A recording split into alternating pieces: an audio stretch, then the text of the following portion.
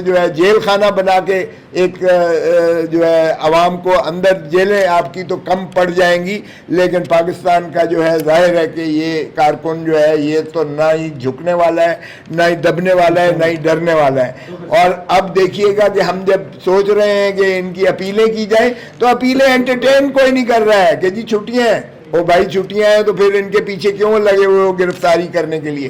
جو پنجاب بھی رہ چکے اور لاہور ہی کے ساتھ میرے ساتھ والے حلقے سے وہ ایم این اے منتخب ہوئے تھے اور لارڈ میئر بھی رہے، وہ ایک ایسی شرافت کا مجسمہ تھے کہ میں سمجھتا ہوں، اور جتنا دھیما وہ پن ان میں موجود تھا، جتنی نفاست اور شرافت ان میں موجود تھی، وہ ایک عہد اور ایک باب ہے جو میں سمجھتا ہوں شائستگی کا، ہماری سیاسی پاکستان کی سیاسی تاریخ کا، جو ہم سے بچھڑ گیا، ہم سے جدا ہو گیا۔ اللہ تعالیٰ ان کو جو ہے جوار رحمت میں جگہ دے، اور ان کے فرزند ارجمند جو تشریف لائے ہوئے تھے، میں جب کندھا دیا ان کو قذافی اسٹیڈیم کے باہر، تو وہ بھی ایک طرف چارپائی پر انہوں نے کندھا دیا ہوا تھا، حماد اظہر نے، اور پھر بدقسمتی سے ان کو جلدی سے گاڑی میں بیٹھ کر ان کو جانا پڑ گیا، چونکہ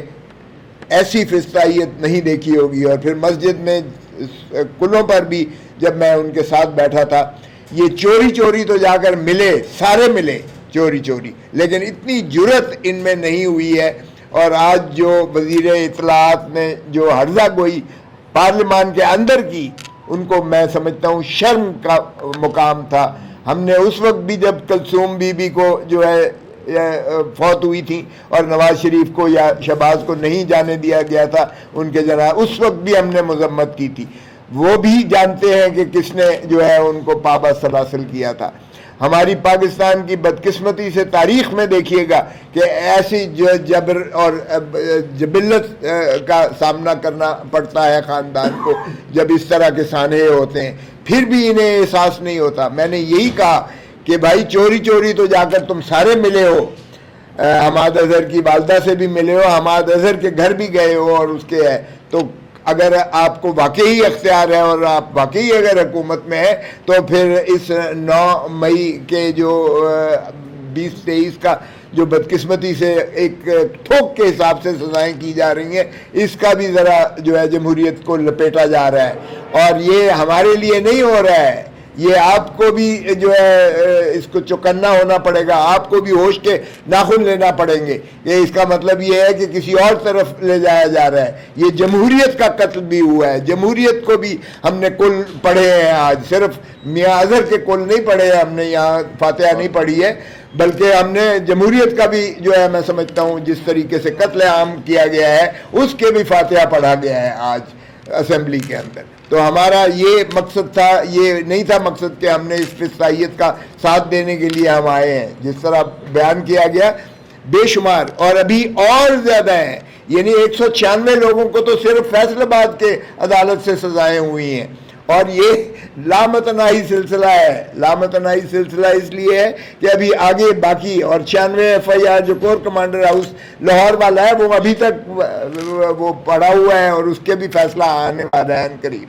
دیگر بھی لوگوں کو، تو کیا یہ پاکستان کو آپ نے جو ہے جیل خانہ بنا کے ایک جو ہے عوام کو اندر جیلیں گرفتاری کرنے کے لیے سیکشن 25 جو ہے اینٹی ٹیررزم ایکٹ ہے اس کے تحت کہتے ہیں جی ضمانت تو ہے ہی نہیں، اس لیے ضمانت کی درخواست آپ دے ہی نہیں سکتے، وہ آپ کو کانسٹیٹیوشنل پٹیشن میں کرنا پڑے گا۔ اور 26ویں ترمیم کے تابع جو ہے آئینی ایک عدالت بنا دی گئی ہے، یعنی اپیل تو ان کی فوجداری عدالت سنے گی اور ان کی جو ضمانتوں کی نالش جو ہے وہ آئینی عدالت سنے گی۔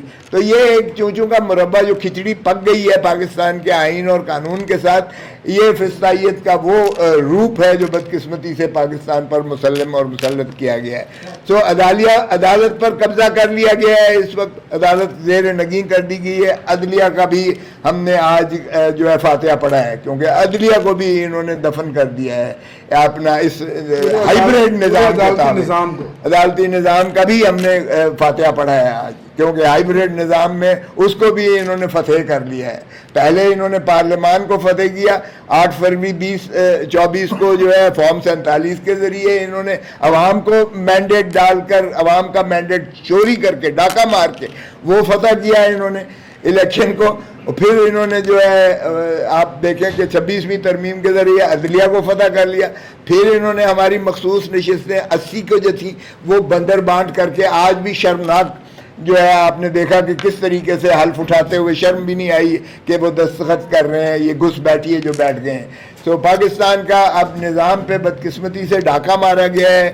حکومت عوام جو کہتے تھے کہ ووٹ کو عزت دو, یہ ہے ووٹ کو عزت دو. میرے ساتھ والے حلقے سے میں این اے 122 سے جیتا ہوں, این اے 123 سے شہباز شریف آ رہا ہے, اس کے ساتھ والے حلقے سے لاہور جہاں سے میں ایم این اے بنا ہوں نواز شریف آ رہا ہے ڈاکٹر یاسمین سے.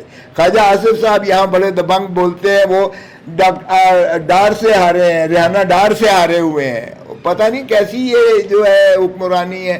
تو یہ فسطائیت کی انتہا ہے. میں سمجھتا ہوں ہم نے اچک زئی صاحب کی جو سربراہی میں ہم نے تحفظ آئین پاکستان بنایا ہے, ان کو جو ہے یہ ذمہ لگا ہوا ہے کہ وہ ساری جماعتوں کو اکٹھا کر کے اور انشاءاللہ آئین پر عملداری کو یقینی بنائیں. قوم یہی چاہتی ہے, ملک یہی چاہتا ہے. اور کل کا آپ 8 فروری کا جس طرح بتایا گیا ہے 5 اگست کا, انشاءاللہ 5 اگست کو آپ دیکھیں گے کہ انشاءاللہ بہت زوردار ہوگا. کوئی فیصلے ہوئے ہیں سر؟ شکریہ, بس بہت بڑی تفصیل سے کر دی ہے ہمارے اکابرین نے. ہم آج بطور احتجاج اس اجلاس میں شامل ہوئے تھے کیونکہ آج تعزیتی اجلاس تھا. کل کے بعد ہم پارلیمان کے اندر جو پاکستان کی سیاسی اور جمہوری تاریخ میں ایسا نہیں ہوا, پارلیمانی تاریخ میں ایسا نہیں ہوا, پنجاب اسمبلی کے اپوزیشن لیڈر کو 10 سال سزا سیاسی انتقام کا نشانہ, اپوزیشن لیڈر سینٹ کو 10 سال سزا, شبلی فراز صاحب کو سیاسی انتقام کا نشانہ, نیشنل اسمبلی کے leader of the opposition Omar Ayub صاحب کو 10 سال سزا سیاسی انتقام کا نشانہ. پارلیمنٹری لیڈر ایک خاتون ہو کر جو ایک بہادر اور باوقار خاتون کے طور پہ انہوں نے یہاں ہماری نمائندگی کی, اور یہ خواتین کے حقوق کے اوپر بھی ڈاکہ ہے, ان کو 10 سال سزا.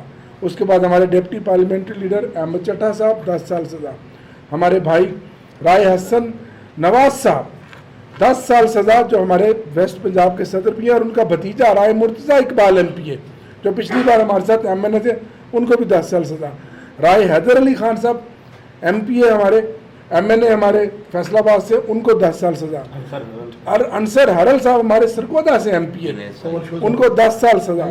جنید سائی صاحب علی افضل سائی صاحب جو ایم این اے ان کے بھائی جنید سائی صاحب, ان کو 3 سال سزا. ہماری شعبہ خواتین کی صدر کنول شودب صاحبہ جنہوں نے آپ کے سامنے سپریم کورٹ میں ہمارا خصوصی نشستوں کا الیکشن پورا مقدمہ لڑا, ان کو 10 سال سزا. ہمارے چیئرمین سنی اتحاد کونسل کے صاحبزادہ حامد رضا صاحب جنہوں نے ہمیشہ بڑی باوقار سیاست کی ہے, اور ان کے بزرگوں نے ان کے جو جتنے ان کے بڑے بزرگ تھے اور بڑی دین کی اور بڑی ملی خدمات ہیں ان کی, ان کو 10 سال سزا.